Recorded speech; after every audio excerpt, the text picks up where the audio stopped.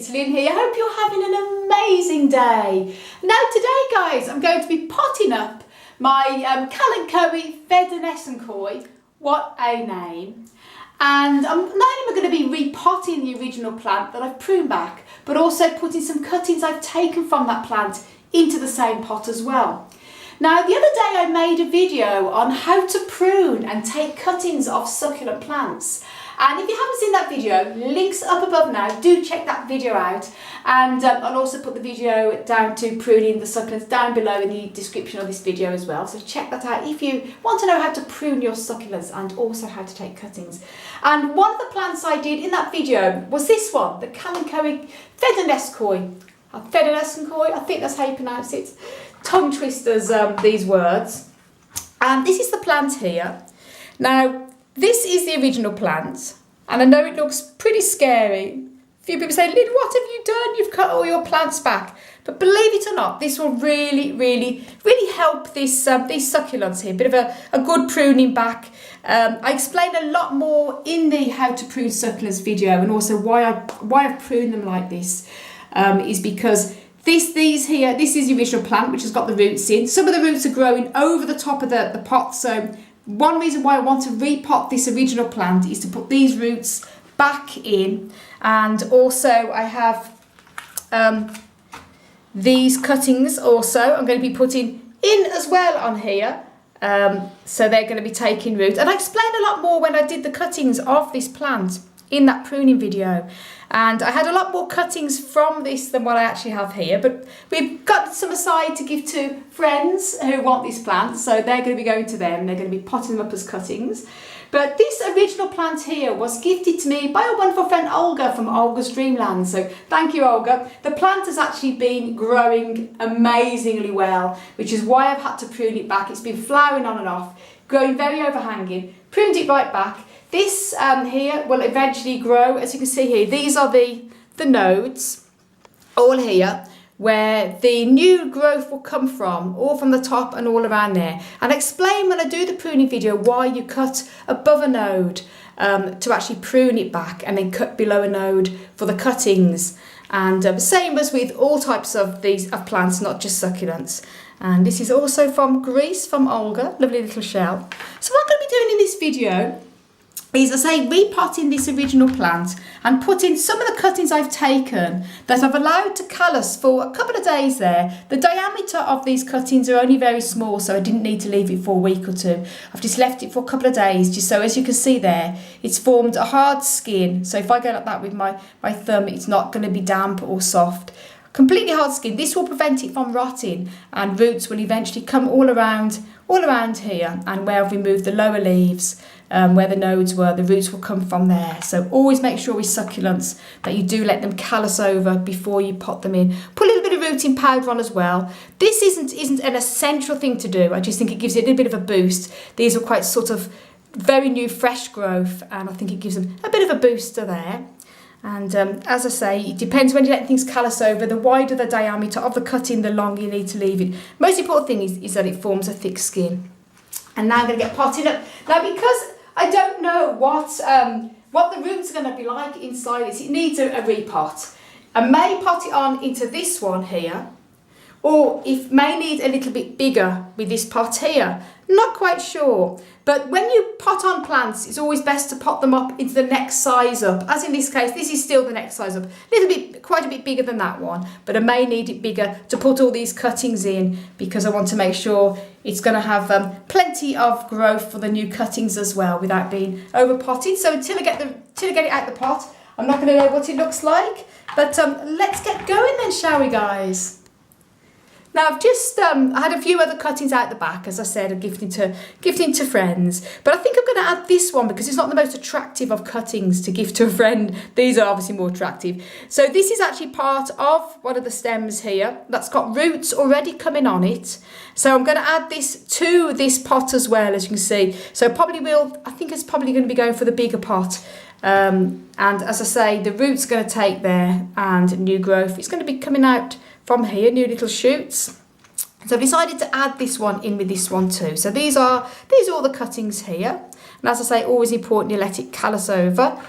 So then Let's get this out. Now I just want to talk a little bit about this plant if you're not familiar with it. This is Kalanchoe fedtschenkoi, and it's actually part of the bryophyllum family. And if you want to know what the hell a bryophyllum is, it's actually a plant that produces little baby plantlets all around the leaves.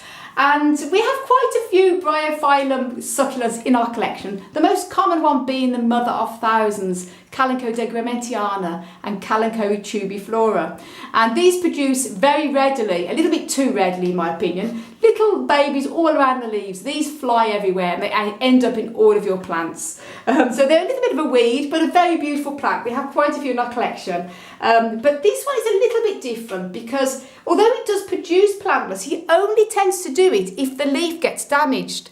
Now, if I was to pull one of these leaves off and put it on the soil, instead of it necessarily forming roots and growing into one big plant, it will form little babies around it once it becomes attached. Very different to the other traditional type of mother of thousands plant that would just readily grow babies anyway around every single leaf. This one tends to do it if the leaf is either taken off or it gets damaged. So if this leaf, say if I was to stick my thumb through that and break this leaf into a little piece there in the middle so it was split, within a month or two, little plantlets will start to form around it. So they do form plantlets, but usually only if the leaf gets damaged or it's taken off. So just bear that in mind. It's a little bit different. If you like the mother of thousands type of plants, but they find them very invasive, then this particular type of variety of bryophyllum might be a bit better for you. We have a couple of different types of this one as well. Now then, so let's get going. Enough of my waffle. Just like to tell you a little bit of information about the plant that I'm repotting here. Now, as you can see, a bit of a compact root system there. And it's always a good idea when you are repotting plants to just check over the root system so there's no signs of bugs.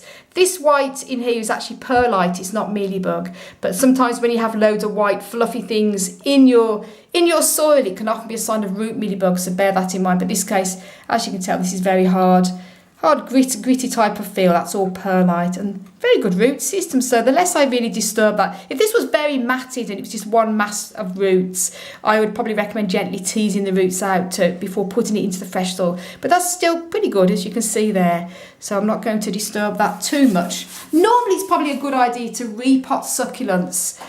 Certainly cacti, but even with succulents, when the soil is preferably on the drier side, if not dry side, because you don't want to prevent rot. In this case, this is a little bit damp, but I know this plant well. This particular type of plant, it's very unlikely to come to rot with its roots. So in this case, this is going to be okay. I'm going to be using dry soil on it. Now I've made my own soil mix, and I like to use, again when it comes to using soil for cacti succulents, very personal. And me and Hansi have different type of soil when we make ours. And by the way, I nearly forgot, before I go any further guys, Hansi, my wonderful fiance, is behind the camera filming me at the moment. So thank you, Hansi. And do go over and subscribe to his amazing YouTube channel, Family of Cactusine of the Beauties. If you're not familiar with it already, do go and subscribe. He's got lovely videos on there, gardening and cacti and many other things to do. Check him out, all plant related. Thank you. Hansi always prefers to use more of a peat-based soil with a bit of horticultural sand and maybe a little bit of grit. But I always prefer to use a loam-based soil. As I say, the most important thing is you use a soil that is well-draining for succulents. By well-draining, I mean a soil that dries out quick and also water goes through the soil pretty quickly. So in other words, if you use a soil that is high in clay, for example, or very heavy soil based where it just holds onto water and the soil takes forever to dry out, succulent roots can rot. So they need a very fast draining soil mix. As in this case, I make my own. I use 3 equal parts of a loam based soil. I use one called John Innes, either number 1, 2 or 3. But John Innes is just a name for the type of a loam based soil that it is. And you can use any loam based soil or any soil that is well draining for you, as long as it's not clay or heavy soil. And I also use then, I say 3 equal parts, I use then grit, and then I use horticultural sand. And you can substitute the grit for perlite if you want to, or any other type of material that uses as a grit substitute. But in this case, I've used grit, horticultural sand, and and low-based soil. And if you want to know how I make my own cactus and succulent soil mix, do check out a video I've made on how to make your own cactus and succulent soil in 3 easy steps. Links up above, and do check that video out. If you want to know how to make your own soil at a fraction of the cost that you'd buy it in the garden centres. Buying the ingredients individually works out far cheaper. As you can see there, that's one big bucket of soil mix that I've made up there. Far more economical. If you was to buy this already pre-mixed, it would cost a lot of money. So this one big bag of loam-based soil, one big bag of grit, and one big bag of horticulture sand, and away you go. That's going to last me a long time. So then anyway, enough of my waffle. Just want to share a few tips along the way. So obviously looking at this now, I think, go for that one, but I'm going to go for this one because I want to give it more. As you can see, that's going to be better for it. And this one I'm going to be putting in, decided to put in as well with it, so it's going to be far better. And it's not too big of a pot, it's just really the next size up, which is what you want to do. Now then, I've just had to change the pot because when I went to pot it up, I noticed the other one had a crack at the bottom of it. So same size pot, just a different pot. Just mention that in case it suddenly changes over in the video. Now, put a bit at the bottom first of all here.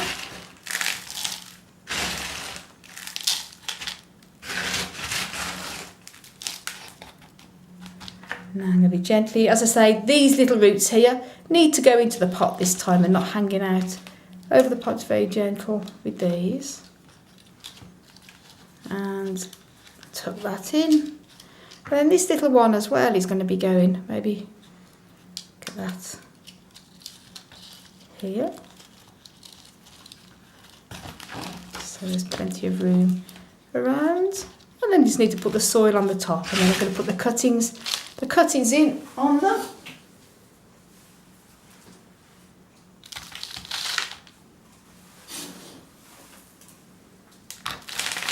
Oop.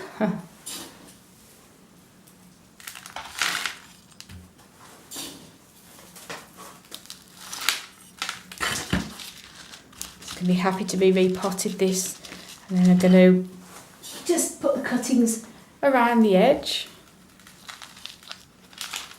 Tom's doing a great job there. It's so much better when I've got my hands free to make a video, because when I'm using the tripod it's difficult sometimes when you're repotting, and it means Hansi can get in all the angles where I want to go to show you here. Now there you go. Then there's these 5 little cuttings here. So you want to make sure they're put in a little bit there, so it's got plenty of space to support itself and root. I'll put these on the side. So, and although it might look a bit bare in the middle, these will definitely shoot out over the next few months. Certainly this time next year, this plant will be completely all full of new growth again. It'll bush out, it'll look very nice. So,